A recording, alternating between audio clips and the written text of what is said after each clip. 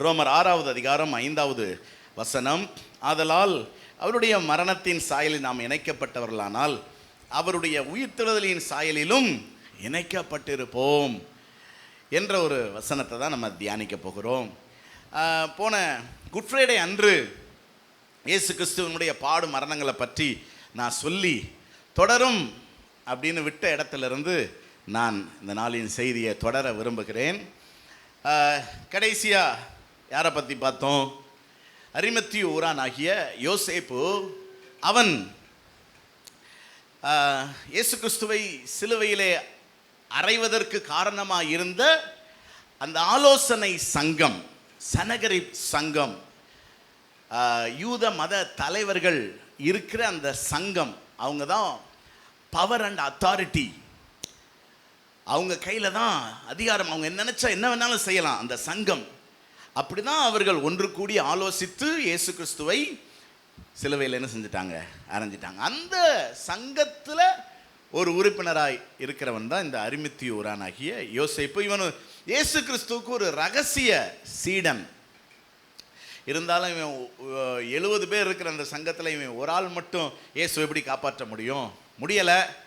ஆனாலும் இயேசு சிலுவையிலே மரித்த பின்பு இவன் பிலாத்துவினிடத்திலே போய் அந்த சரீரத்தை கேட்டு தன்னுடைய குடும்பத்துக்கு சொந்தமான ஒரு புதிதாய் வெட்டப்பட்ட கல்லறையிலே வைக்க அவன் அனுமதி வாங்கிவிட்டான்.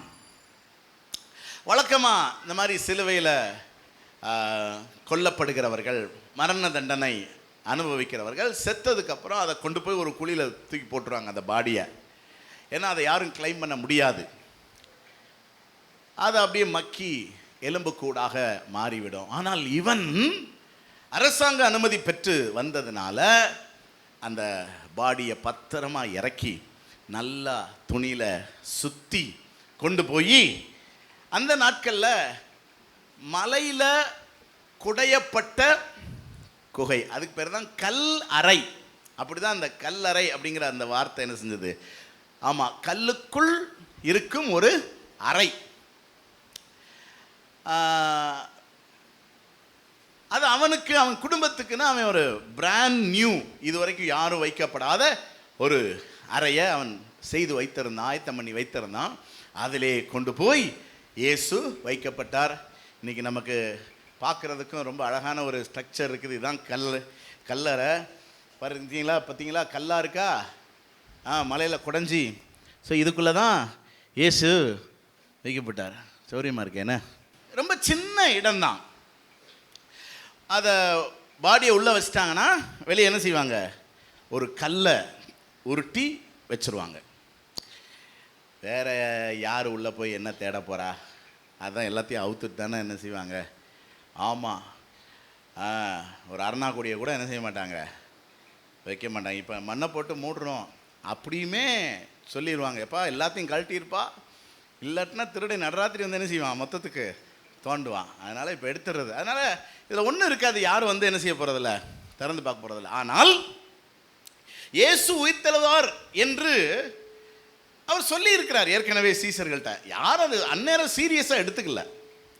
ஆனால் இந்த பரிசேயர்கள் யோசிக்கிறாங்க, உயிர்த்தெழுவார்னு அவர் சொல்லி நம்ம கேள்விப்பட்டிருக்கிறோம். உயிர்த்தெழுவாரா மாட்டாரா நமக்கு தெரியாது. ஆனால் ஒருவேளை இந்த சீஷர்கள் அவங்க பப்ளிசிட்டிக்காக, இயேசுவை விளம்பரப்படுத்துறதுக்காக அந்த பாடியை தூக்கிட்டு போய் ஒளிச்சு வச்சுட்டு இயேசு உயிர்த்தெழுந்துட்டார், இயேசு கல்லறையில் இல்லை அப்படின்னு சொல்லக்கூடும். அப்படிங்கிறதுனால அந்த பிலாத்துட்ட போய் அவங்க ரெக்வஸ்ட் பண்ணி இந்த கல்லறைக்கு சீல் வச்சுட்டாங்க. சீல் வைக்கப்படுறத பார்த்துருக்கீங்களா? ஒரு பூட்டில் துணியை சுற்றி ஏதோ ஒரு அரக்கு வச்சு என்ன முத்திரை குத்திட்டாங்கன்னா அது யாரும் என்ன செய்ய முடியாது, திறக்கவே. அது மட்டும் இல்லை,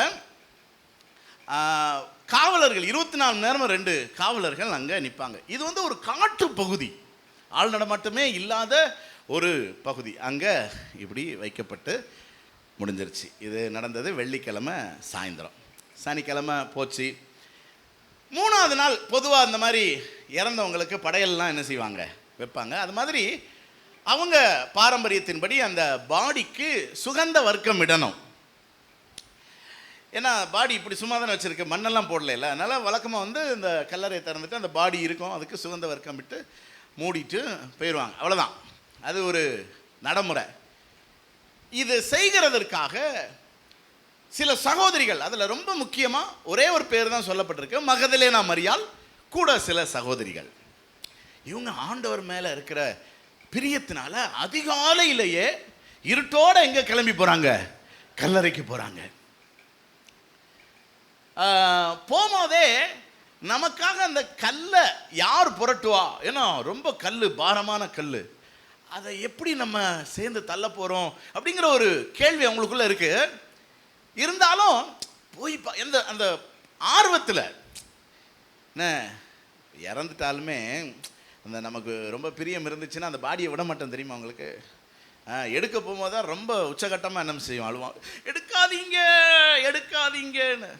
சரி வச்சுட்டு போயிடுவோமா நம்மெல்லாம்? அதில் உடன்பாடு இருக்காது. சரிங்க அக்கா ரொம்ப அழுகுது, வைங்க, எல்லாம் கியூட்டு கிளம்புங்கப்பா, அக்கா வச்சுக்கிட்டேன் பாடி அப்படின்ட்டா என்ன செய்யும் அந்த அக்கா? எடுங்க எடுங்க எடுங்க, தெரியாமல் சொல்லிட்டேன் எடுங்க.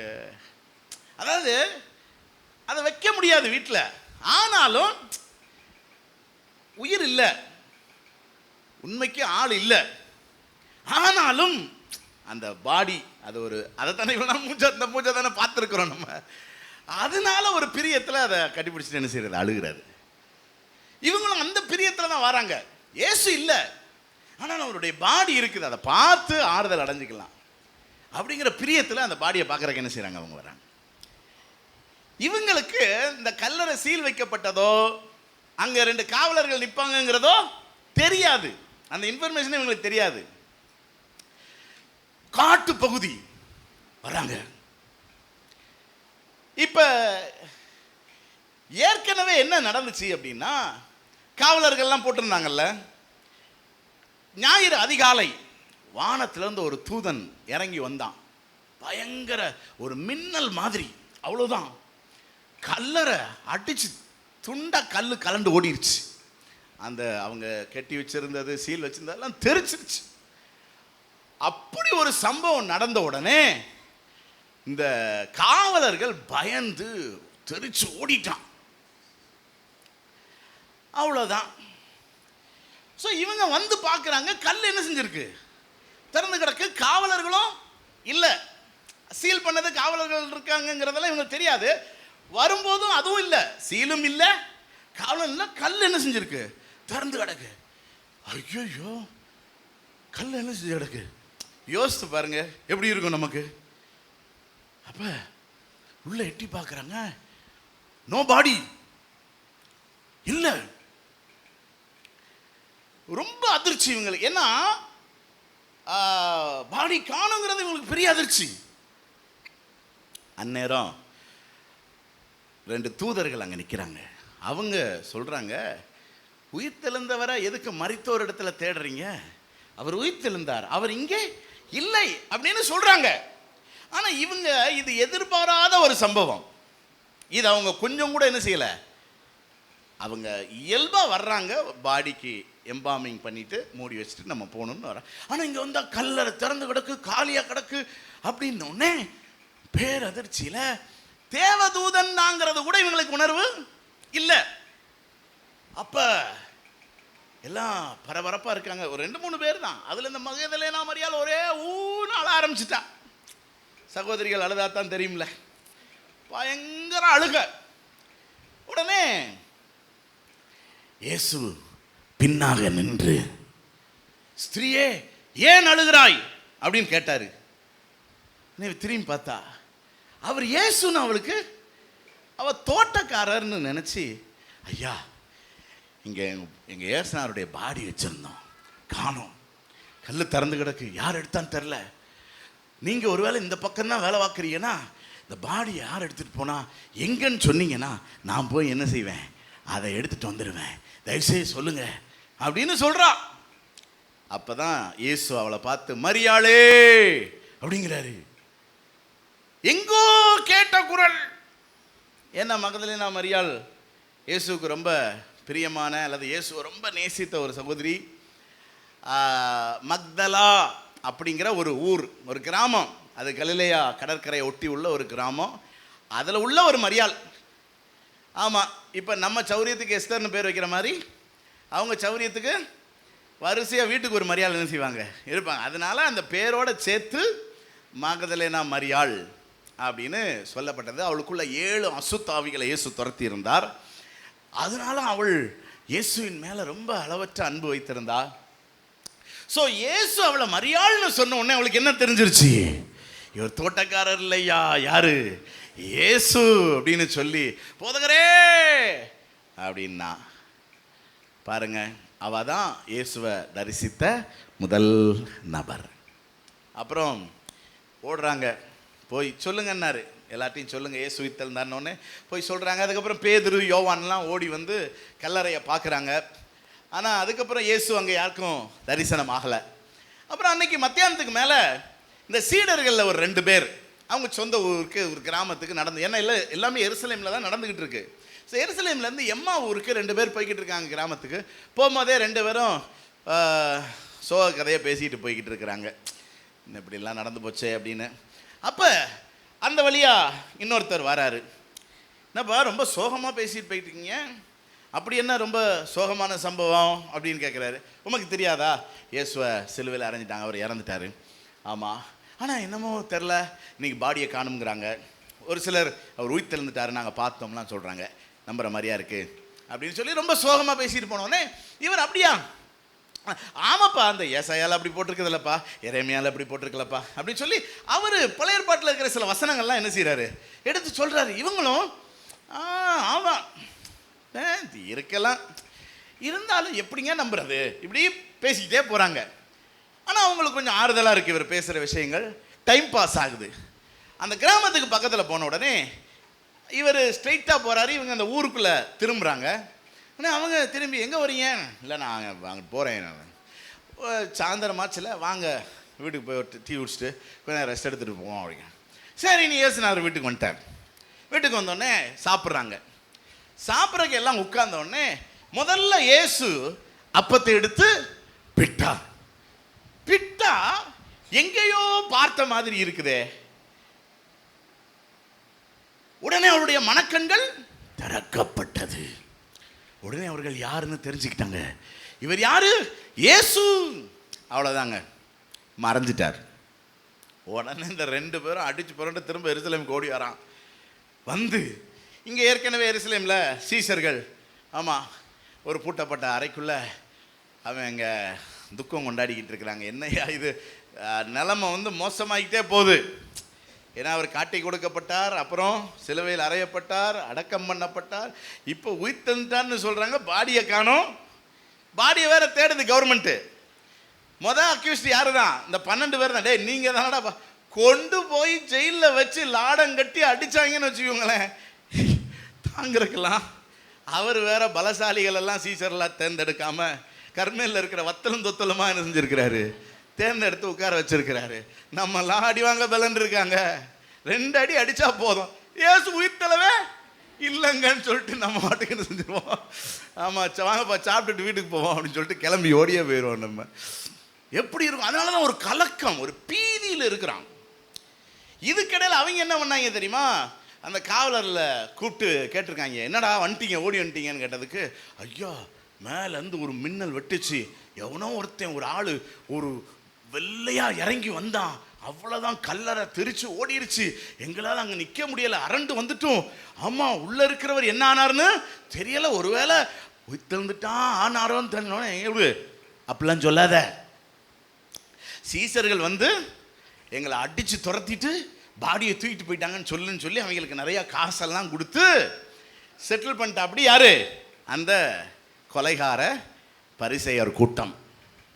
சரியா, அதைத்தான் இன்னைக்கு வரைக்குமே உலகம் என்ன செய்யுது, நம்புது. இயேசுவின் சீசர்கள் இயேசுவின் பாடியை தூக்கிட்டு போய் ஒழிச்சு வச்சுட்டு இயேசு உயிர் தெழுந்துட்டாருன்னு சொல்கிறாங்கன்னா இன்னைக்கு வரைக்கும் உலகம் என்ன செய்யுது, நம்புது.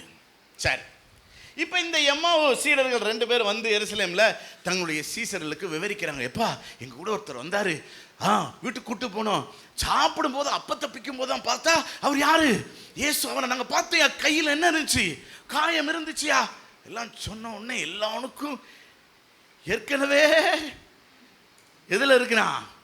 பீதியில் இருக்கிறான். அவ்வளவுதான். இருக்கிறது ஒரு டாய்லெட்டு. நான் போறேன் நீ போறேன்ட்டு முந்தி அடிச்சுட்டு கிடக்குறாங்க. இப்படி இருக்கும் போதே இயேசு நடுவே நின்று, ஏயா கதவை தட்டிட்டு திறக்க மெல்ல உள்ள வரக்கூடாதா? இப்படி கூடி நிற்கும் போது திடீர்னு இப்படி பறந்து நிற்கணுமா? அவ்வளோதான். அதுவும் இவங்க இருக்கிற பீதிக்கு அவர் என்ன சொல்றா தெரியுமா? உங்களுக்கு சமாதானம் உண்டாவதாக. யாருக்கும் நம்ப முடியல. ஆண்டவர் சொல்றாரு, இங்க பாரு காயங்களை பாரு, நான் நிஜம் அப்படின்னு சொல்லிட்டு அதுக்கப்புறம் நம்பல. சரி ஏதாவது சாப்பிட்றதுக்கு இருக்கா? உடனே கொஞ்சம் இதெல்லாம் கொடுத்தாங்க. சரி அவங்களுக்கு முன்னாடி என்ன செஞ்சாரு? சாப்பிட்டாரு. எல்லாம் எதுக்காக? இவங்களை நம்ப வைக்கிறதுக்காக. புரியுதா உங்களுக்கு? மற்றபடி அவருக்கு சாப்பிடணுங்கிற அவசியம் கிடையாது. ஏன்னா அவருடைய பாடி நம்மளை மாதிரி பாடி கிடையாது. அவர் மரித்தார், ஆனால் உயிர் தெழும்போது அவர் மகிமையின் சரீரத்தில் தான் இப்போ என்ன செய்யறாரு. அதனால தான் கதவு பூட்டி கிடக்குது. எப்படி உள்ளே வந்தார்? அதுவும் வராண்டா ஹால் வழியாக உள்ளே வந்தார். தப்புன்னு நடுவில் வந்து நிற்கிறாரு. அதனால் தேவையில்லை. ஆனாலும் இவங்க நம்பணுங்கிறதுக்காக, ஏன்னா இவங்க வந்து சொப்பனம் காம்புறோம்னு என்ன செஞ்சுருக்கான். அதனால் சாப்பிட்டார். எல்லாம் ஓரளவுக்கு இப்போ அவங்க ஆத்மா செட்டில் ஆன உடனே மறைஞ்சிட்டார். அவ்வளோதான். இப்படி அப்புறம் கொஞ்ச நாள் போகுது. அவர் ஒரு 40 நாள் இந்த உலகத்தில் உயிர்த்தெழுந்ததுக்கு அப்புறம் இருந்தார்னு வேதம் சொல்லுது. அப்புறம் இந்த சீசர்கள் கொஞ்சம் பேர் மீன் பிடிக்க போயிட்டான். இனி நமக்கு என்ன வேலை?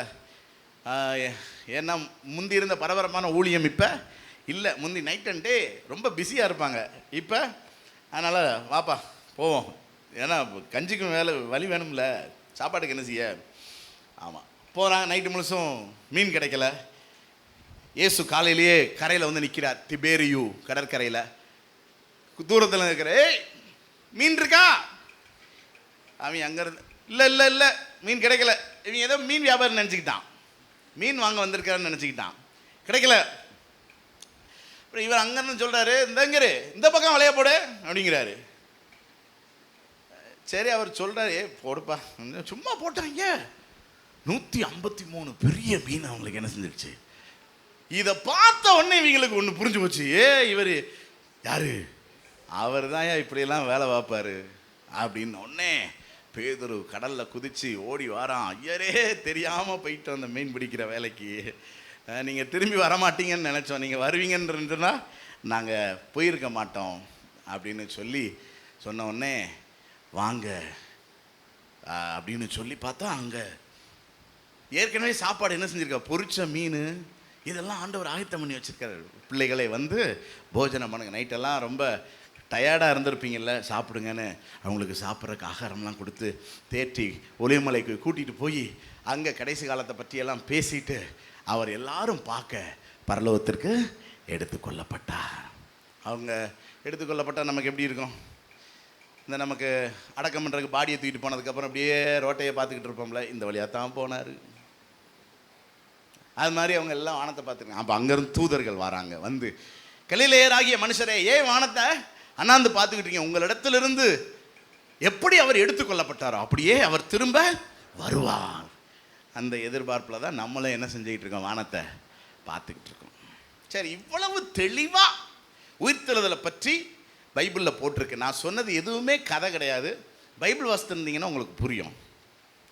ஆனால் ஏன் உலகம் நம்ப மாட்டேங்கி? ஏன் உலகம் நம்ப மாட்டேங்கி? ஏன்னா உயிர்த்தெழுதலுக்கு சாட்சி யாரு? சாட்சி யாரு? நம்ம தான். பக்கத்தில் பார்த்து சொல்லுங்க, நீங்கள் தான் உயிர்த்தெழுதலுக்கு சாட்சி. ஏசு உயிர்த்தெழுந்தாருங்கிறதுக்கு சாட்சி யாரு? பாருங்க, நான் இவ்வளோ டீட்டெயிலாக சொன்னேன்ல, இதுதான் சாட்சி. நம்ம தான் சாட்சி. நம்ம சொல்லி எவனாவது கேட்குறானா? ஏன்னா சாட்சி சரியில்லை. ஆனால் முதல் நூற்றாண்டில் கேட்டான்ல, பேதுரு பிரசங்கம் பண்ணா 3000 பேர் ரட்சிக்கப்பட்டான், 5000 பேர் ரட்சிக்கப்பட்டான், திரளான ஜனங்கள் ரட்சிக்கப்பட்டாங்க. முதல் நூற்றாண்டில் சபை உலகம் முழுசு எப்படி பரவுச்சுன்னு சொல்ல முடியாது. தோமா அந்த முதல் நூற்றாண்டில் இந்தியாவுக்கு வந்திருக்கிறாருங்க. இந்தியாவில் அப்போ ராஜாக்களுடைய ஆட்சி நடந்துகிட்டு இருந்திருக்கு. அவங்கள்ட்ட வந்து ராஜாவையே ரட்சிப்புக்குள்ள நடத்தி நாட்டு மக்களையே கர்த்தருக்குள்ள என்ன செஞ்சிருக்கிறாரு, வழி நடத்தி இருக்கிறார்ல. ஆமா, வந்த உடனே சாகல அவரு. ஏராளமான பேர் ஆண்டவருக்குள்ள நடத்திட்டு தான் இரத்த சாட்சியா என்ன செஞ்சிருக்கிறாரு, செத்துருக்கிறார். அப்படி அந்த காலத்துல எழுப்புதல் பயங்கரமா இருந்துச்சு. அப்ப அந்த நாட்கள்ல ஜனங்கள் இயேசுவை தான் நம்பினாங்க. ஏன்னா அந்த நாட்கள்ல இருந்தவன்லாம் ஒரிஜினல் கிறிஸ்தவன். இன்னைக்கு ஏன் நம்மளை நம்ப மாட்டேங்கிறாங்க? வெக்கத்தை பாரு. சும்மா சொல்லுங்க, இந்த காலத்தில் இருக்கிற ஆட்கள் டூப்ளிகேட் கிறிஸ்தவர்கள். நடிப்பு நடிப்பு. நான் உங்களை சொல்லலை, உலகம் எங்கும் இருக்கிற கிறிஸ்தவங்களை ஒருங்கிணைச்சி சொல்கிறேன். உங்கள் பக்கத்தில் இருக்கிற ஆள் ஒரிஜினலாக கிறிஸ்தவராக உட்காந்துருக்கிறாரா, ஒரு மாதிரி கிறிஸ்தவராக உட்காந்துருக்கிறாருன்னு கொஞ்சம் பாருங்கள், பார்க்கலாம். சபையில் இருக்கிற வரைக்கும் கிறிஸ்தவர், வீட்டுக்கு போன உடனே நான் சொல்லலை, நீங்கள் தான் ஃபில்லப் பண்ணிக்கிட்டே வாரீங்க. பாருங்க, நம்ம வாழ்க்கை இயேசு உயிர்த்தெழுந்தார்னு பேசணும். அதுக்கு தான் பவுல் அப்போஸ்தலன் ஒரு வசனத்தை சொல்றாரு. அவருடைய மரணத்தின் சாயலில் இணைக்கப்பட்ட நீங்க உயிர்த்தெழுதலின் சாயலிலும் இணைக்கப்பட வேண்டும். அப்படி இணைக்கப்பட்டாதான் நீங்க ஒரிஜினல் கிறிஸ்தவனா என்ன செய்ய முடியும், வாழ முடியும். அப்படி நீங்க ஒரிஜினல் கிறிஸ்தவனா வாழ்ந்தீங்கன்னா நீங்க யார்ட்டையும் இயேசுவை பத்தி சொல்ல வேண்டிய அவசியமே இல்லை. உங்க வாழ்க்கையை மற்றவர்களுக்கு சுவிசேஷமா இருக்கும் அநேகரை நம்ம ஆண்டவரண்டை என்ன செய்யலாம், வழி நடத்தலாம். இதுக்கு ஒப்பாகத்தான் இது இந்த ரோமர் 6வது அதிகாரமே ஞானஸ்நானத்தை பற்றிய விஷயம்தான். இப்போ ஞானஸ்நானம் எடுக்கும்போது தண்ணியில் முங்குறோம்ல, அது இயேசு கிறிஸ்துவோடு நாம் மரித்து அடக்கம் பண்ணப்படுகிற ஒரு அனுபவம். நம்முடைய பழைய மனுஷன், பாவ மனுஷன் மரித்து அடக்கம் பண்ணப்படுகிற அனுபவம். முக்கி இப்படி எழும்புறோம் பார்த்தீங்களா தண்ணியிலேருந்து. அப்போ நீங்கள் பழைய மனுஷன் அல்ல, புதிய மனுஷனா, புரியுதா, வெளியே வாரீங்க. அதுதான் இயேசு கிறிஸ்துவினுடைய உயிர்த்தெழுதலோடு இணைந்து உயிர்த்தெழுதலின் சாயலில் இணைக்கப்படுகிற ஒரு அனுபவம். யாரெல்லாம் ஞானஸ்நானம் எடுத்திருக்கிறீங்க கரங்களை கல்லையோ சொல்லுங்க பார்க்கலாம். உங்க பழைய மனுஷன் எங்க கிடக்குறான்? தண்ணியில் கிடக்குறான். புதிய மனுஷன்னா இங்க நீங்க என்ன செய்றீங்க, அதாவது அப்படிதான் இருக்கணும். என்ன, இப்போ ரோமர் 6வது அதிகாரம் 11வது வசனம் பாருங்களேன். ரோமர் 6:11 உங்களை பாவத்திற்கு மரித்தவர்களாகவும் இயேசு கிறிஸ்துவுக்குள் தேவனுக்கென்று பிழைத்திருக்கிறவர்களாகவும் என்ன செய்யுங்களா, எண்ணிக்கொள்ளுங்கள். எல்லாரும் தலையில் கை சொல்லுங்க, எண்ணிக்கொள்ளுங்கள். அப்போ உங்களை பற்றி உங்களுக்கு என்ன சிந்தை வேண்டும் தெரியுமா? என் பாவ மனுஷன் கல்வாரி சிலுவையில் என்ன செஞ்சிட்டான், மறிச்சிட்டான். ஆமா, கல்வாரி சிலுவையில் மறிச்சிட்டான். அப்போ உங்க பழைய மனுஷன் எங்க இருக்கான்? சிலுவையில் இருக்கான். பழைய மனுஷன் எங்க இருக்கான்? இவன் யாரு? புது மனுஷன். அப்ப நீங்க சிந்தித்துக் கொள்ளுங்க. அப்ப அந்த கெட்டு போகிற பழைய மனுஷனுடைய பாவ செய்கைகள் எல்லாமே எங்க இருக்கு? இப்ப இவன் புது சிருஷ்டி, இவன் உயிர்த்தெழுந்தவன். அதனாலதான் இன்னைக்கு டைட்டில் என்ன அப்படின்னா, என்னப்பா, நீங்கள் உயிர்த்தெழுந்து விட்டீர்களா? இயேசு உயிர்த்தெழுந்தார் இல்லைன்னு சொல்லல. பிரச்சனை என்ன, நாம் உயிர்த்தெழுந்தோமா? நம்ம உயிர்த்தெழலைன்னா இயேசு உயிர்த்தெழுந்து ஒரு பிரயோஜனமும் இல்லை. பக்கத்தில் பார்த்து கேளுங்க, உயிர்த்தெழுந்துட்டீங்களா? அதாவது உங்களை அப்படியே முக்கியல, முக்கிய வெளியே எடுத்தோம். நீங்க என்ன சிந்தை உள்ளவர்களா இருக்கணும்? இப்பொழுது நான் உயிர்த்தெழுந்தவன், இப்பொழுது நான் புது சிருஷ்டி, இப்ப நான் பழைய காரியங்களை செய்ய மாட்டேன். ஒருவேளை நீங்க ஞானஸ்நானம் எடுத்ததுக்கு அப்புறமும் பழைய கிரியைகள், பழைய குணங்கள், என பழைய வாழ்க்கையில இருக்கலாமா இருக்கும். அதுக்கு நீங்க திரும்ப ஞானஸ்நானம் எடுக்கணுங்கிற அவசியம் கிடையாது. இன்னைக்கு உங்களுடைய சிந்தை மறுரூபமாகணும். என்ன சிந்தை? நான் இப்பொழுது உயிர்த்தெழுந்தவன். எல்லாரும் சொல்லுங்க, நான் இப்பொழுது உயிர்த்தெழுந்தவன். அப்ப இந்த உயிர்த்தெழுந்த கிறிஸ்தவன் எப்படி இருப்பான் அப்படின்னு இயேசு கிறிஸ்து உயிர்த்தெழுந்து அவர் கிரியை செய்தார்ல, அதோடு சம்பந்தப்படுத்தி 6 குறிப்புகளை அரை மணி நேரத்தில் ஆணி வேறு மாதிரி உங்க இருதயத்தில் அடிச்சு இறக்க போறேன். சரியா? ஆமா. உயிர்த்தெழுந்த கிறிஸ்தவன் எப்படி இருப்பான்? உயிர்த்தெழுந்த கிறிஸ்தவன் யார்? இயேசு கிறிஸ்து உயிர்த்தெழுந்தார்ல, அந்த நிகழ்வு ஏற்கனவே நான் டீட்டெயிலாக சொல்லிட்டேன். அதோடு சம்பந்தப்படுத்தி 6 குறிப்புகளை நான் சொல்ல போறேன். சரியா? நம்பர் 1, உயிர்த்தெழுந்த இயேசு முதல்ல எங்க இருந்து எங்க வந்தார்? கல்லறைக்குள்ளிருந்து வெளியே வந்தார். உயிர்த்தெழுந்து உள்ளேவா கிடக்கிறார்? ஆக கிறிஸ்தவர்களாகிய நாமும் முதல்ல எங்கிருந்து வெளியே வரணும்? கல்லறைக்குள்ளேருந்து வெளியே வரணும். உயிர்த்தெழுந்து விட்டீர்களா? என்ன இந்த மொழி முழிக்கிறீங்க?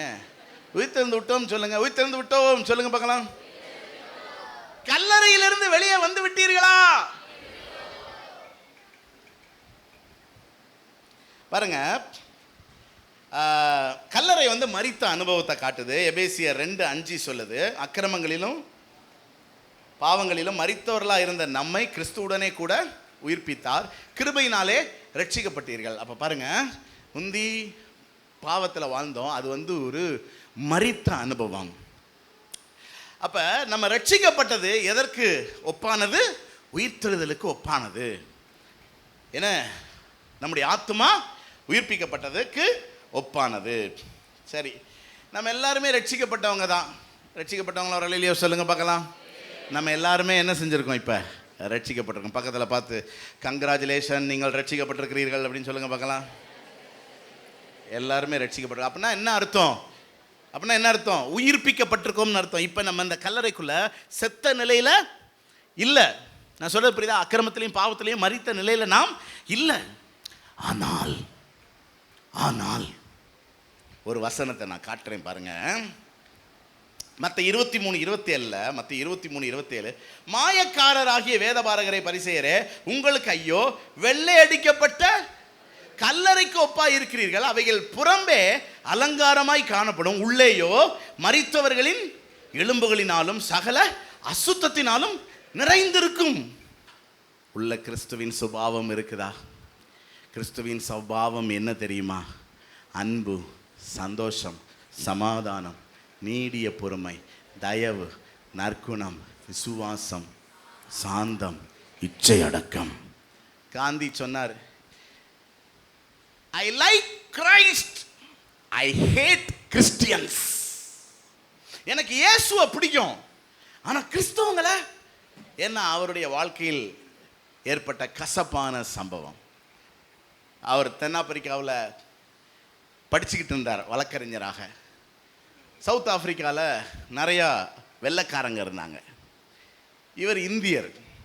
ஸோ அந்த இன வேறுபாட்டின் நிமித்தமாக இவர் ஆலயத்துக்குள்ளே என்ன செய்யலை? அனுமதிக்கலை. இன வேறுபாடு, ஜாதி வேறுபாடு, பாகுபாடு, ஏற்றத்தாழ்வு, ஒருவர் நேசிக்காத தன்மை. இயேசு எப்படிப்பட்டவர்? அவர் அன்பாகவே. அவருடைய வாழ்க்கையில் ஏதாவது ஒரு ஏற்றத்தாழ்வு இருந்துச்சாங்க? யோசித்து பாருங்க. தன்னை விரோதித்தவர்கள் அவர் சிநேகித்தார், தன்னை அடித்தவர்கள் அவர் மன்னித்தார், சிலுவையில் அறைந்தவர்களுக்காக அவர் பிதாவினிடத்தில் என்ன செய்தார்? பரிந்து பேசினார். தன்னை பிடிக்க வந்தவனுடைய காதை என்ன செஞ்சாருங்க? ஒட்ட வச்சாருங்க.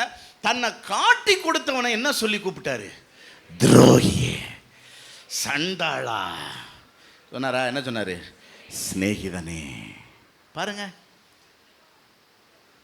நீங்க வெளியே கிறிஸ்தவர்கள், உள்ள யாரு?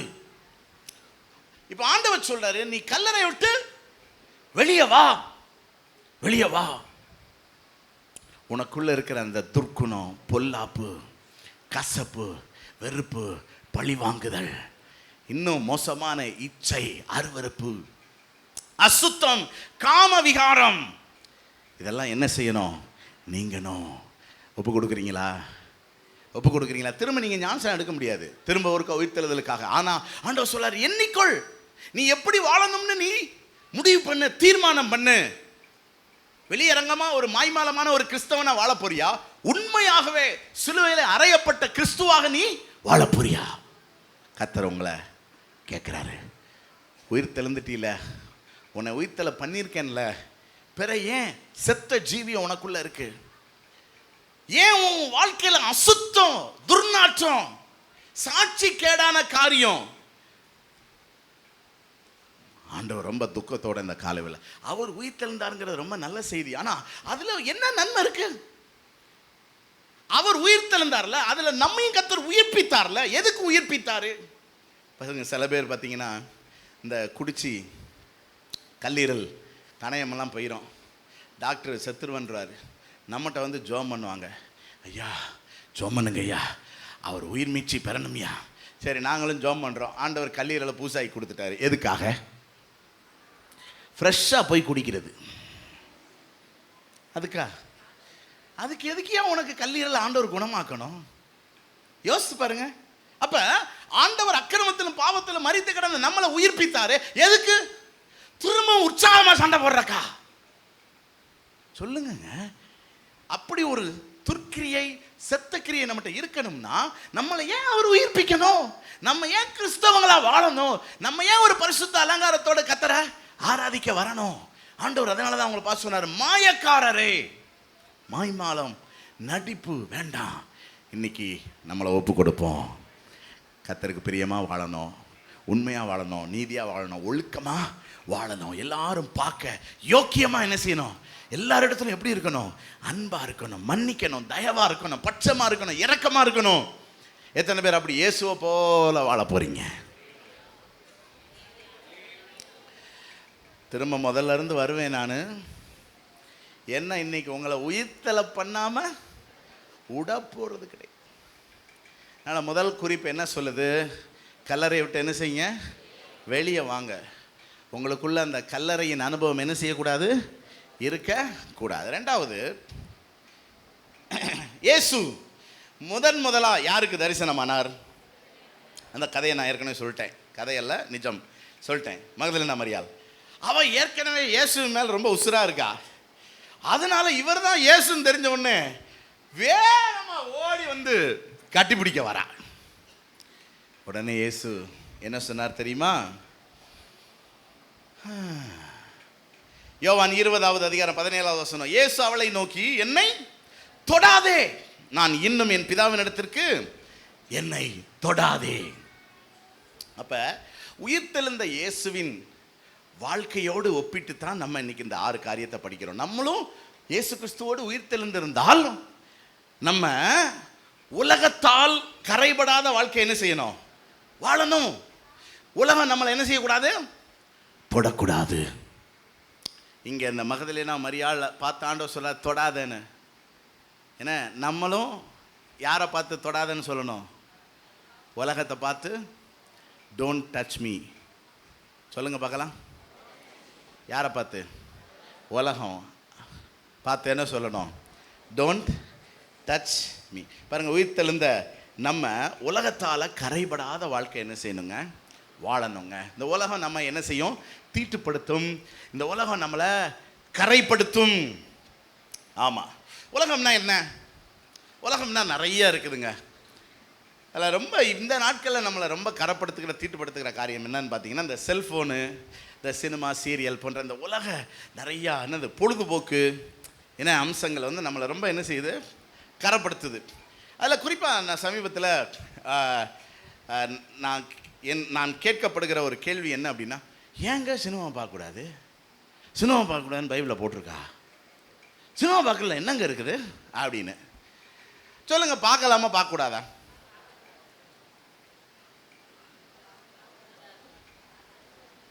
ஏன் பார்க்கக்கூடாது? பைபிளில் போட்டிருக்கா? சினிமா பார்க்காது இருப்பாயாக போட்டிருக்கா. ஏன் பார்க்கக்கூடாது? சரி, ஏன் பார்க்குறீங்க? அந்த கேள்விக்கு நம்ம முதல்ல பதில கண்டுப்போம். ஏன் சினிமா பார்க்குறாங்க? அறிவை வளர்த்து கொள்ளவா?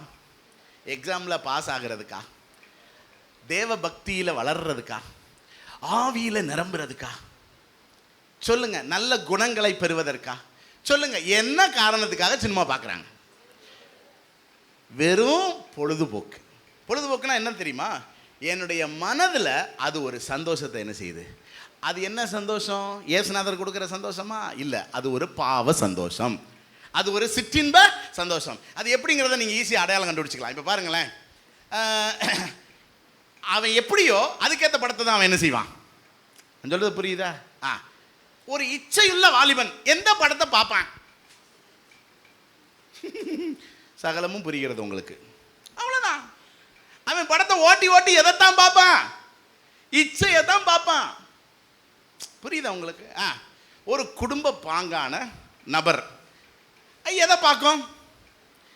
எதெல்லாம் ரொம்ப ஃபீலிங்காக சென்டிமெண்ட்டாக.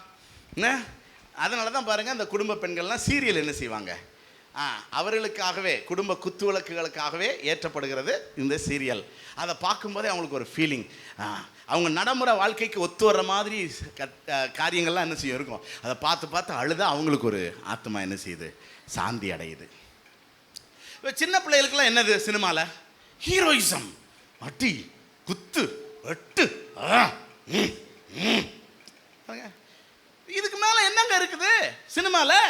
அப்போ எல்லாமே அவனுடைய மாம்ச இச்சைக்கேற்ற விஷயங்களை தான் தீர்த்துக்கிறதுக்கு சினிமா பார்க்குறாங்களே தவிர வேற ஒன்றும் கிடையாது. இப்போ புரியுதா சினிமா ஏன் பார்க்கக்கூடாதுன்னு? இதுலேயும் கிறிஸ்தவ சினிமா பார்த்தா விளங்குமா? ஜெபம் பண்ண மாட்டான், பைபிள் வாசி. நமக்கு என்ன தேவை முதல்ல? ஆத்மாவுக்கு ஜெபம், வேத வாசிப்பு. கண்டிப்பாக சொல்கிறேன், சினிமா சீரியலு இந்த செல்ஃபோன்லலாம் மணிக்கணக்காக நேரம் செலவிடுறவன் கண்டிப்பாகவே என்ன செய்ய மாட்டான்.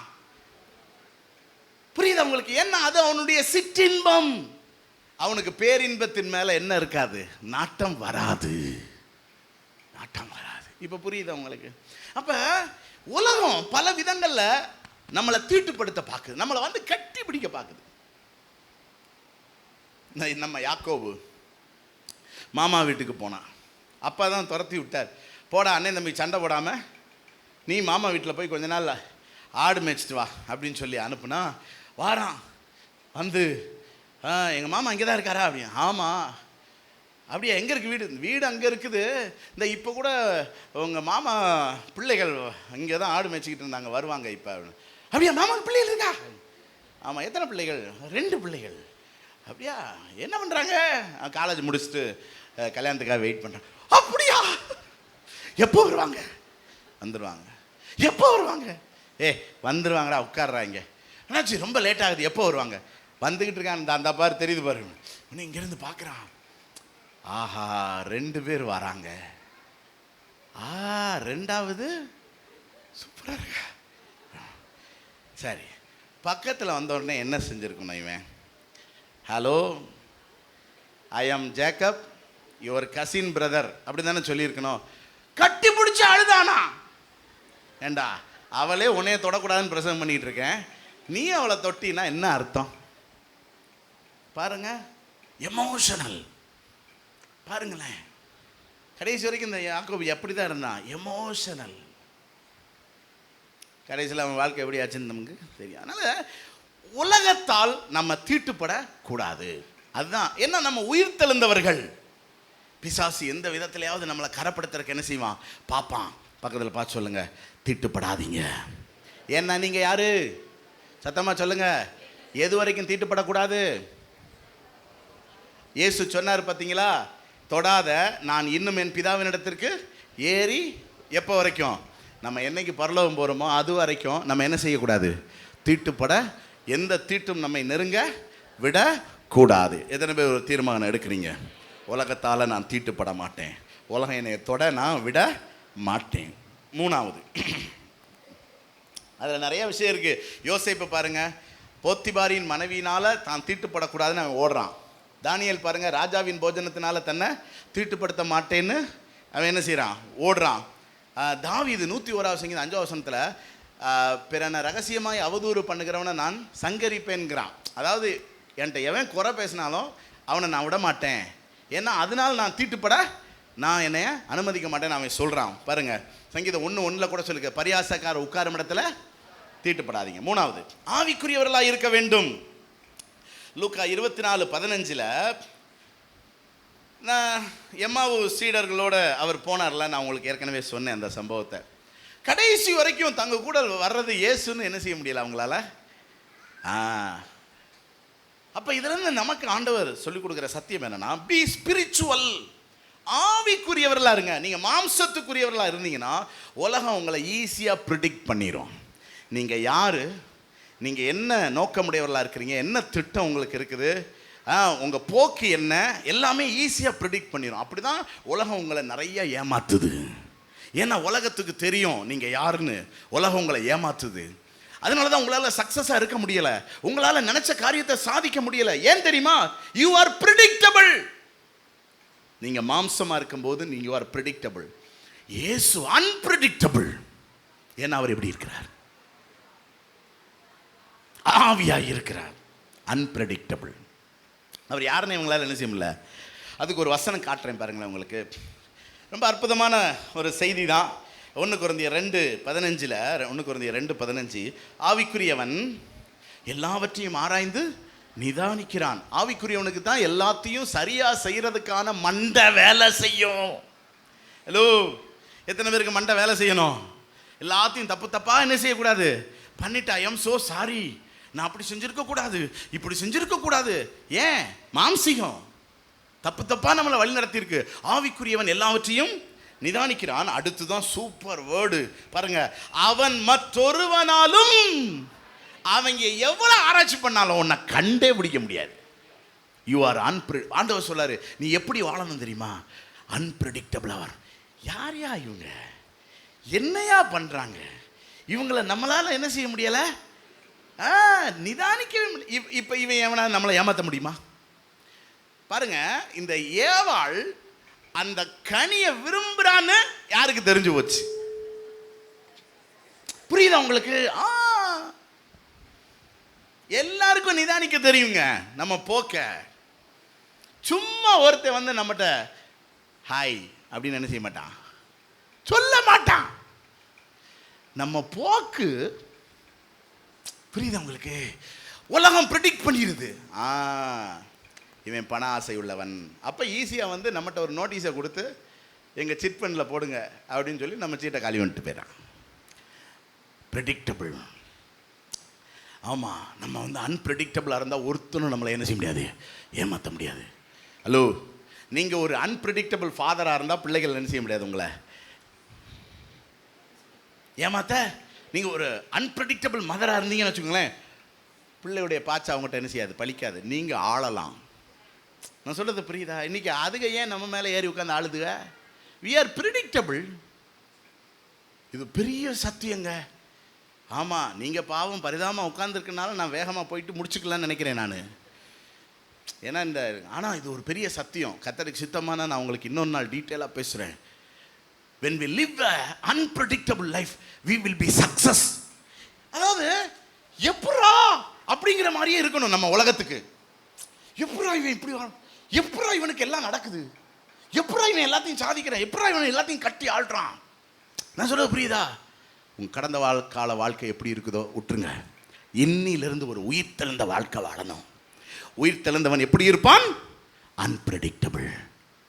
அவன் யாராலும் நிதானிக்க. உங்களுக்கு ஒரே ஒரு உதாரணம் சொல்லிட்டு கடந்து போறேன். யோசேப்பு யாராவது நிதானிக்க முடிஞ்சுதா? புரியுதா? அவன் என்னமோ கோழையா ஏழையா பாழையா இருக்கிற மாதிரி தான் தெரிஞ்சுது. ஒரு நாள் அவன் எகிப்துக்கு எப்படி இருக்கிறான், அதிபதியா இருக்கிறான். சகோதரர்கள் யார்கிட்ட வரான், வந்து ஐயா தர்மம் பண்ணுங்க ஐயா. தர்மம் பண்றேன், நீ மொத்த வீட்டில் எத்தனை பேருன்னு சொல்லு. ஐயா எங்க வீட்டில் 12 பேருங்க ஐயா. எத்தனை பேர் வந்திருக்க? ஐயா 10 பேருங்க ஐயா. எத்தனை பேரை வீட்டில் விட்டு வந்திருக்க? ஐயா ஒருத்தையா. இன்னொருத்தன் எங்க? செத்து போயிட்டா. ஐயா செத்து போயிட்டான்னு யார்ட்டையும் சொல்றான்? யோசேப்புட்டையும் சொல்றான். பாருங்க, செத்து போயிட்டானா? எப்படி செத்தான்? ரொம்ப கேட்காதீங்க ஐயா, ஒண்ணுக்கு வந்துரும்பியா. சரி சாப்பாடு கொண்டு போ. நல்லா இவங்க பயந்த மாதிரி இல்லை, ஆரம்பத்தில் பயந்த மாதிரி இல்லை. அப்புறம் இவங்க நல்லா குளிப்பாட்டி அனுப்பி விடுறான். போகும்போதே பின்னாடி ஆள் துரத்தி வருது. என்னையா? ஏண்டா உங்களை அவர் எவ்வளவு நல்லா கவனிச்சு அனுப்புனாரு. அவர் குடிக்கிற கிரேப் ஜூஸ் பாத்திரத்தையே நீ வெள்ளி பாத்திரத்தை தூக்கிட்டு போவியா? ஐயா சத்தியமா நாங்கள் அப்படி ஆளே கிடையாது. தோண்டி எடுத்து பார்த்தா வெள்ளி பாத்திரம் கிடக்குது. அவ்வளோதான். திரும்ப வந்தாங்க, எல்லாம் போய் சாப்பிட்டு வா அப்படின்னு. சாப்பிட உட்கார வச்சா அவங்களே பிரதானிகள், ரூபன் யாரு வா, சிமியோன், லேவி, எப்படா இவங்களுக்கு நம்ம ஆர்டர்லாம் தெரியுது. பென்யமீன் உட்காரு. பாருங்க என்ன நடக்குதுன்னு அவங்களுக்கு தெரியல. அன்பிரெடிக்டபிள். புரியுதா? நீங்க ஒரு யோசேப்பா இருக்கணும்னா நீங்கள் ஆவிக்குரியவர்களாக என்ன செய்யணும்? உயிர் தெழுந்தவர்கள் எப்படிப்பட்டவர்களாக இருக்கணும்? ஆவிக்குரியவர்கள் வேற இல்லை. வசனத்தின்படி வாழ்ந்தா நீங்கள் யார்? ஆவிக்குரியவர்கள். சரி, அடுத்து 4வது பார்ப்போம். சமாதானத்தின் சுவிசேஷத்தை நீங்கள் சொல்லணுங்க. யோவான் 2:20-19 குறிச்சுக்கோங்க. யோவான் 20:19 பாருங்க, இயேசு பூட்டப்பட்ட அறைக்குள்ள சீசர்களுக்கு நடுவே வந்து நின்று என்ன சொன்னாரு? உங்களுக்கு சமாதானம். அப்போ உயிர் தெழுந்த இயேசு என்ன சொல்றாரு?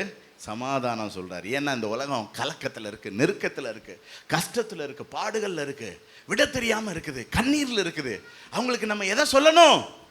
சமாதானத்தை சொல்லணும். அதுக்கு தான் கர்த்தர் நம்மளை உயிர்ப்பித்திருக்கிறார். அப்ப உயிர் தெழுந்தவன். இதனால தான் சுவிசேஷத்துக்கு ஒரு பேர் உண்டு, சமாதானத்தின் சுவிசேஷம். சுவிசேஷமே என்ன சுவிசேஷம்? சமாதானத்தின் சுவிசேஷம். அப்ப உயிர் தெழுந்தவன் என்ன செய்யணும்? சமாதானத்தின் சுவிசேஷத்தை எல்லாருக்கும் சொல்லணும். அவன் தான் உயிர் தெழுந்தவன். சொல்லணும், சுவிசேஷத்தை சொல்லணும். கவனிங்க, சுவிசேஷம் சொல்றதுக்கு நமக்கு சூழ்நிலைகள் சாதகமா என்ன செய்யாது? இருக்காது. அங்க இயேசுநாதருக்கு வீடு திறந்தா கிடந்துச்சு. அவர் எதுக்குள்ள போனாரு? பூட்டப்பட்ட அறைக்குள்ள போனார். அதுபடித்தான் நம்மளும் போனோம். புரியுதா உங்களுக்கு? ஆமா, கொஞ்சம் யோசிச்சு பாருங்க. இன்னைக்கே சுவிசேஷம் சொல்றதுக்கு இவ்வளவு எதிர்ப்புகள், போராட்டங்கள் இருக்குதுன்னா, 200 வருஷத்துக்கு முன்னாடி மிஷினரிகள் இந்த இந்தியாவுக்கு வந்து ஒரு விசுவாசி கூட இல்லாத நாட்கள்ல அவங்க சுவிசேஷ ஊழியத்தை செய்த போது அவங்களுக்கு எல்லாமே என்ன வரவேற்பா கொடுத்தா? ஆனா அவங்க உயிர் தெழுந்தவர்கள்ங்கிறதுனால அவங்க பூட்டப்பட்ட தேசங்களுக்குள் பிரவேசித்தார்கள்.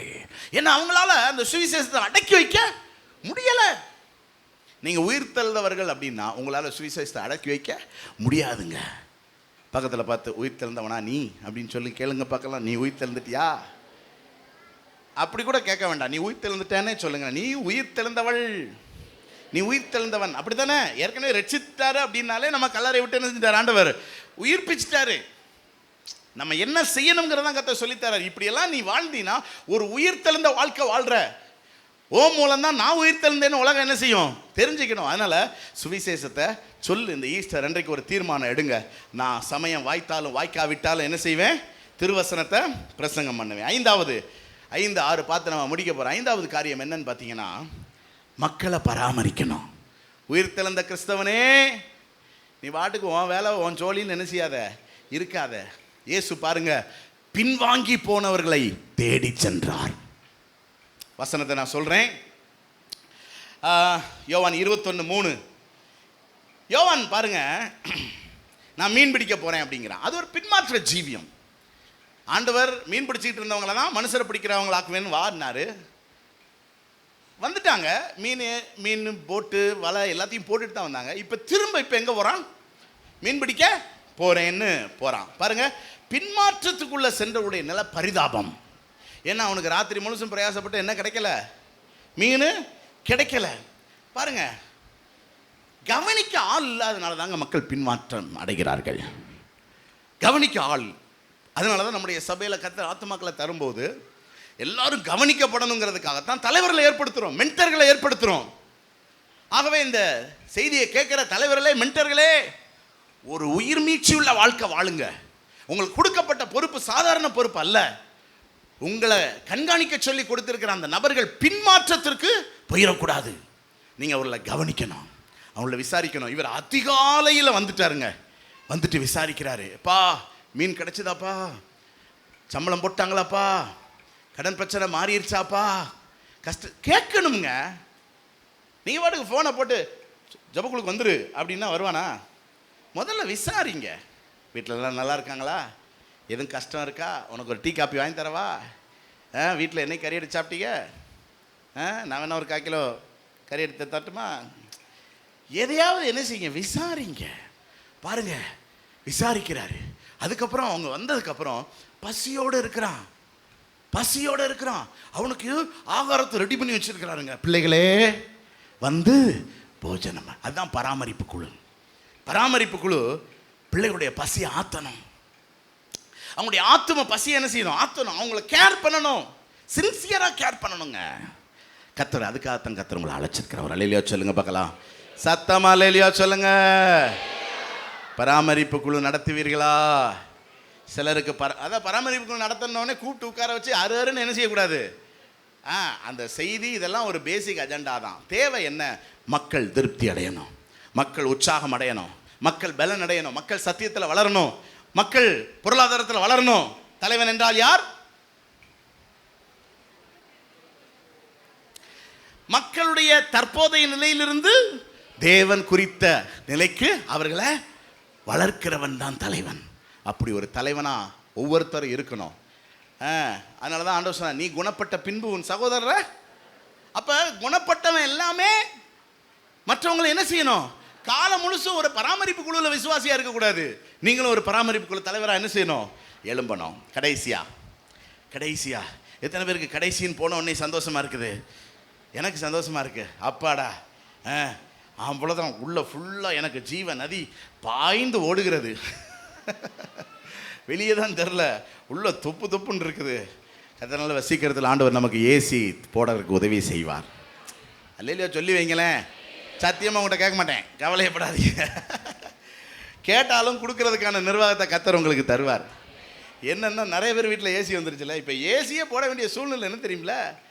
நிறைய பேர் வீட்டில் என்ன இருக்குது? அப்போ ஏசியில் இருக்கிறவன் இங்கே இருக்கிறது கஷ்டம்ல. அதனால் உங்களுக்காக சீக்கிரத்தில் கர்த்தர் ஏசி போடுறதுக்கு உதவி செய்வார். ஆனால் ஆண்டவர் எவ்வளோ நல்லவர் பாருங்க. நேற்றெல்லாம் இருந்த வெக்கைக்கு சாயந்தரம் திடீர்னு சடன்னு ஒரு சவுண்டு கேட்டுச்சு. எனக்கு ஒரு அற்ப ஆசை, மழை பெஞ்சா நல்லா இருக்கும்னு. மழை பெய்யவா போகுது அப்படின்னு நினச்சேன். கடைசியில் பார்த்தீங்கன்னா அடிச்சிருச்சிங்க. உங்கள் ஏரியாவில் மழை பெஞ்சா? ஏன்னா பொதுவாக நல்லவங்க இருக்கிற இடத்துல மழை பெய்யுன்னு சொல்லுவாங்க. பெஞ்ச மழை பெஞ்சா ஆட்டி சாக்க கொஞ்சம் நேரத்துலையே அப்படி ஒரு குளிர்ந்த காற்று வீட்டுக்குள்ளே வந்துச்சு பாருங்க. எனக்கு ஏசு எவ்வளவு நல்லவரியா. நாளைக்கு நாங்கள் மொத்தமாக கூட போகிறோம்னே மழையாக பொழியும் ஆவியே. பார்த்தீங்களா? இவ்வளவு செய்கிறவர் நமக்கு ஒரு ஏசி போட்டு தர மாட்டாரா? அவர் என்ன உள்ளே இருக்காரு? உயிர்த்தெழுந்து விட்டார். நம் தேவைகளை அறிந்தவர். அவர் நம்ம மேலே அக்கறையாக இருக்குமே. நம்மளும் ஒருத்தருக்கு ஒருத்தர் எப்படி இருக்கணும்? அக்கறையாக இருக்கணும். உங்கள் பக்கத்தில் இருக்கிறவன் காலை இப்படி தூக்கி போட்டுக்கிட்டு இருப்பாங்க. ஏன்? அவங்களால என்ன செய்ய முடியல. அப்போ வாங்க, உங்களுக்கு ஒரு சேர் வாங்கி தரேன்னு என்ன செய்யணும்? கூட்டு போய் கேரிங்காக இருக்கணுங்க. கேரிங்காக இருக்கக்கூடாது. எப்படி இருக்கணும்? யார் மேலேயும் ஒரு அக்கறையாக இருக்கணும். புரியுதா? இயேசு, உயிர்த்தெழுந்த இயேசு எல்லார் மேலே எப்படி இருந்தார்? அக்கறையாக இருந்தார். பாருங்களேன், எனக்கு ரொம்ப ஆச்சரியங்க. அப்பமும் பொரிச்ச மீனும் ஆண்டவர் ரெடி பண்ணி வச்சுட்டு, பிள்ளைகளே வந்து போஜனம். எங்க இப்படி சொன்ன கேர்சலுக்கு எவனா வரமாட்டானா? அதுக்குன்னு ஃபிஷ் ஃப்ரை எல்லாம் கொடுக்க சொல்லலை. அவங்களுக்கு தேவையானதை என்ன செய்யணும்? ஸோ கடைசி எத்தனை பாயிண்ட்ல நிற்கிறோம்? ஏன் இது ரொம்ப ஸ்டக் ஆகுதுன்னு தெரியலையே. கடைசி பாயிண்ட் 6, எடுத்துக்கொள்ளப்பட ஆயத்தமாக இருக்க வேண்டும். உயிர் தெழுந்த நாம் இந்த உலகத்திலேயே இருக்க போகிறது இல்லை. ஒரு நாள் நாம் என்ன செய்ய போகிறோம்? எடுத்து கொள்ளப்பட போகிற. அப்போஸ்தலர் 1:8 அவர்கள் பார்த்து கொண்டிருக்கையில் அவர் உயர எடுத்துக்கொள்ளப்பட்டார். கண்களுக்கு மறைவாக ஒரு மேகம் அவர் எடுத்துக்கொள்ள. ஸோ நம்முடைய டெஸ்டினி என்ன? கவனிய, இந்த கல்லறைக்குள்ள இருந்து கர்த்தர் நம்மை வெளியே கொண்டு வந்ததற்கான டெஸ்டினி என்ன? எனக்கு இது தமிழில் எப்படி மொழிபெயர்க்கன்னு தெரில. என்ன? எடுத்துக்கொள்ளப்பட வேண்டும். எங்க எல்லா கோடிட்ட இடங்களையும் அடியேனையே நிரப்ப சொன்னீர்கள் என்றால் என்ன அர்த்தம் சொல்லுங்க? கல்லறைக்குள்ள இருந்து கர்த்தர் நம்மளை உயிர்ப்பித்து வெளியே கொண்டு வந்ததற்கான நோக்கம் என்ன? நம்ம இங்க இருந்து என்ன செய்யணும்? எடுத்துக்கொள்ளணும், பரலோகத்துக்கு எடுத்துக்கொள்ளணும். அங்கே ஒரு வீடு இருக்குது, நமக்காக ஒரு சொந்த வீடு என்ன செய்யுது? ஆமாம், ஒரு பிரம்மாண்டமான நகரம் இருக்கிறது. அதுக்கு போகணும். ஒரு அல்லேலூயா சொல்லுங்க பார்க்கலாம். அப்போ அதுக்கு நம்ம எப்போதும் எப்படி இருக்கணும்? ஆயத்தமாக இருக்கணும். அப்படி பரலோகம் போகிறக்கு ஆயத்தமாக இருக்கிறவன் இந்த உலகத்தில் என்ன நடந்தாலும் கவலைப்பட மாட்டான். அதுதான் அது சரியான அடையாளம். புரியுதா உங்களுக்கு? ஆமாம், நம்ம சபையில் மதன் இருந்தார்ல, கல்யாணம் பண்ணி இங்கே வந்து இருந்தார். நான் அடிக்கடி என்னப்பா மதன் வேலை கிடச்சிருச்சா? கிடைக்கல பாஸ்டர், பார்த்துக்கிட்டு இருக்கேன். என்ன வேலை பார்க்குறேன்? ஏதோ கிடைச்ச வேலை பார்க்குறேன் பாஸ்டர். என்ன எனக்கு உன் மேலே அவன் மேலே ரொம்ப ஒரு கவலையாகி போயிடும். சரிப்பா, நான் உனக்கு ஏதாச்சும் ஒன்றும் பிரச்சனை இல்லை பாஸ்டர், வெளிநாடு போகிறேன்ல அப்படிமா. அப்படியா? வெளிநாடு போகிறேன்ல. அப்போ அவனுக்கு இருக்கிற ஒரு ஆறுதல் என்னது?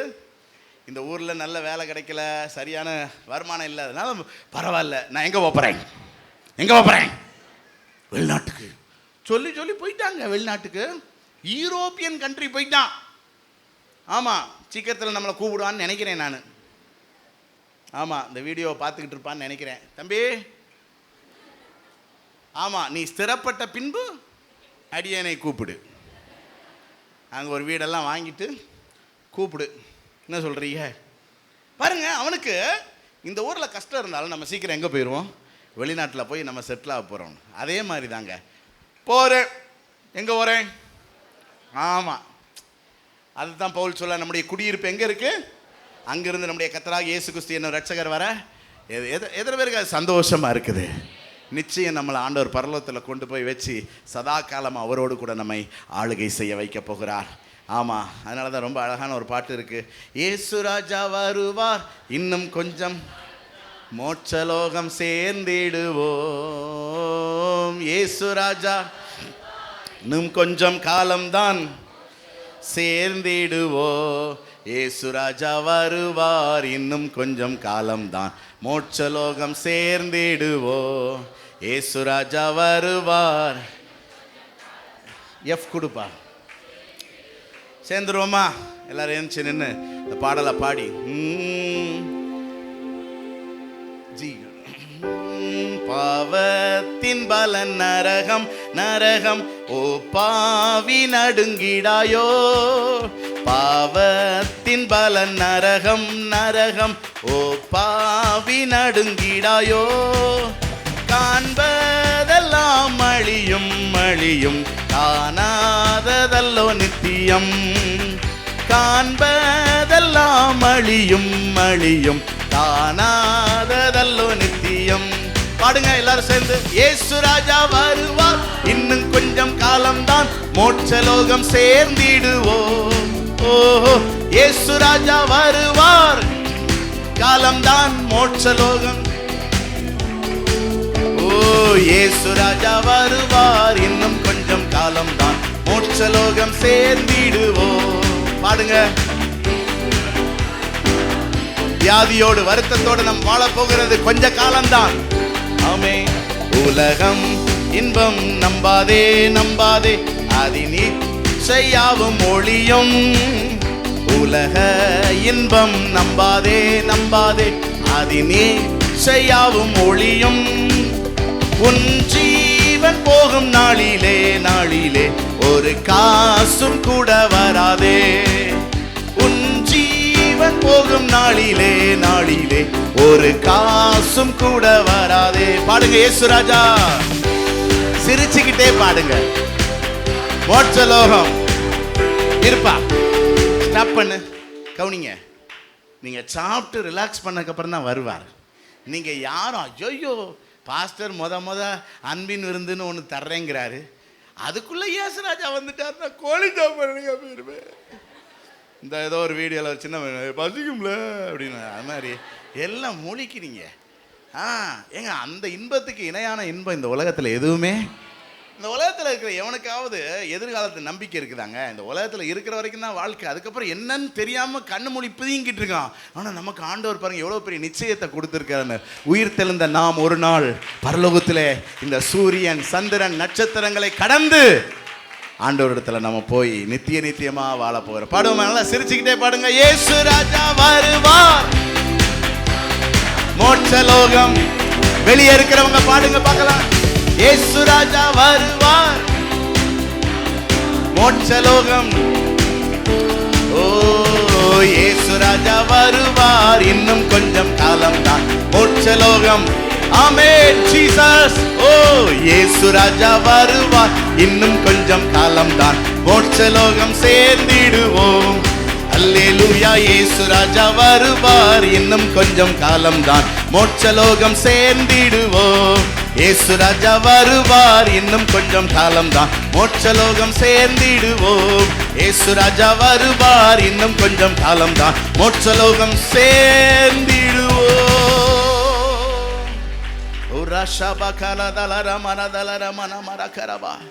ஆண்டவர் நம்மளை அவரோடு கூட உயிர்த்தல வச்சிருக்கிறதுக்காக நன்றி சொல்லுங்க பார்க்கலாம். ஆண்டவரே, அக்கிரமங்களிலும் பாவத்திலும் மரித்து கிடந்த எங்களை உம்மோடு கூட உயிர்ப்பித்தீரே, நன்றி. அந்த உயிர்த்தெழுந்த வாழ்க்கை வாழ்றதுக்கான ரகசியங்களை கர்த்தர் கற்றுக் கொடுத்தார். உயிர்த்தெழுந்த வாழ்க்கை எப்படிப்பா வாழணும் நீயே ஆண்டவர் கற்றுக் கொடுத்தார்ல. உன் ஜீவியம் கல்லறை ஜீவியமாக என்ன செய்யக்கூடாது, உனக்குள்ள அசுத்தம் இச்சை இருக்கக்கூடாது.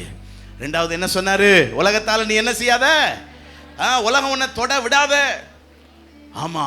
மூணாவது என்ன சொன்னாரு, ஆவிக்குரியவனாரு, யாராலும் நிதானிக்கப்படாதவனாரு, மாம்சத்தின் கிரியைகளை விட்டு மாம்சத்துக்குரியவனா இராதன்னு சொன்னார்ல. அடுத்து என்ன சொன்னாரு, சுவிசேஷத்தை நீ பிரசங்கம் சமயம் வாய்த்தால் வாய்க்கப்பட்டாலும் எவன் கேட்டாலும் கேட்காட்டினாலும் நீ சொல்றத சொல்லிக்கிட்டாரு. அப்புறம் என்ன செய்ய, அக்கம் பக்கத்தில் இருக்கிறவங்கள கொஞ்சம் பராமரிப்பா, கொஞ்ச காலம் அவங்களும் சேர்ந்து உன் கூட பரலோகத்துக்கு என்ன செய்யட்டும், வரட்டும், விட்டுறாத. இல்லாட்டினா அவங்க நித்திய நரகத்துக்கு என்ன செஞ்சிருவாங்க, விட்டுறாத. ஆண்டவர் இவ்வளோ அன்பா நமக்கு ஆலோசனை சொல்லித்தராது பாருங்க. எல்லாவற்றுக்கும் மேலே ஆண்டவர் நம்மளை உற்சாகப்படுத்துறாரு. கவலைப்படாத, கொஞ்ச காலம்தான் இந்த உலகத்தில் நீ கஷ்டப்படுவ. ஒரு கஷ்டம் இல்லாத, கண்ணீர் இல்லாத, வருத்தம் இல்லாத, வியாதி இல்லாத ஒரு நித்திய வீட்டை உனக்காக நான் ஆயத்தம் பண்ணி வச்சிருக்கிறேன். சீக்கிரத்தில் நாம் அங்கே போய் அவரோடு கூட வாழ போகிறோம். நல்ல பிதாவே, இந்த உயிர்த்தெழுந்த பண்டிகையை எங்களுக்கு கொண்டாட்டமாக்கி கொடுத்ததுக்காக ஸ்தோத்திரம். எங்களுக்கு சந்தோஷமெல்லாம் அந்த நித்திய ஜீவ வார்த்தை ஆண்டவரே, எங்களை உம்மோடு கூட உயிர்த்தலை வச்சு உயிர்த்தெழுதலுக்கு சாட்சிகளாய் வாழ வைக்கிறீரே, உமக்கு நன்றி. கேட்ட சத்தியத்தின்படி வாழ்ந்த முடிய பிள்ளைகள் கர்த்தரை மகிமைப்படுத்தட்டும், வல்லமையான வாழ்க்கை வாழட்டும். ஆண்டவரே, எவ்வளவு இந்த ஹால் சூடாக இருக்குங்கிறத நீங்கள் பார்த்துருக்குறீங்க. சீக்கிரத்தில் எங்களுக்கு இதுக்கு ஏசி போடுறதுக்கு உதவி செய்யுங்க. கானான் தேசத்தில் ஒரு பிரம்மாண்டமான ஆடிட்டோரியத்தை கர்த்தர் எங்களுக்கு கட்டி கொடுங்க. நாங்கள் அடுத்த வருஷம் அதில் கொண்டாட கர்த்தர் எங்களுக்கு உதவி செய்யுங்க. தொடர்ந்து நடக்க போகிற ஞானஸ்நான ஆராதனையை பொறுப்படுத்திக் கொள்ளுங்க. அன்பின் விருந்தை பொறுப்படுத்திக் கொள்ளுங்க. எல்லார் மேலும் தேவனுடைய கரம் இருந்து ஆளுகை செய்து ஆசீர்வாதமாய் வழி நடத்தட்டும். இயேசுவின் நாமத்தில் ஜெபிக்கிறோம் எங்கள் ஜீவனுள்ள நல்ல பிதாவே.